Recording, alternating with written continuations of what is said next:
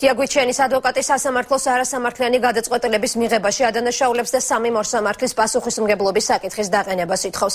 ადვოკატი ირმა ჭკადო ამბობს, რომ დნმ-ის ანალიზის შედეგად გამოვლენილი ახალი გარემოება გამოძიებამ საერთოდ არ გაითვალისწინა. ამიტომ დაცვის მხარე გადაწყვეტილებას უზენაეს სასამართლოში გაასაჩივრებს.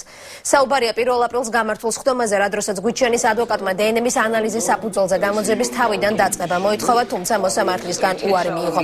ნიკა ლუმინაძის მკვლელობაში ბრალდებულ გვიჩენს სამუდამო პატიმრობა აქვს მისცემი.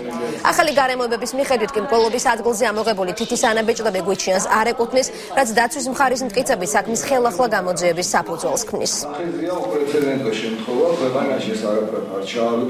განჩინება საერთოდ უკანონოა, დავიწყოთ აქედან, არის დაუსაბუთებელი და პრაქტიკულად მოსამართლეებმა მიიღეს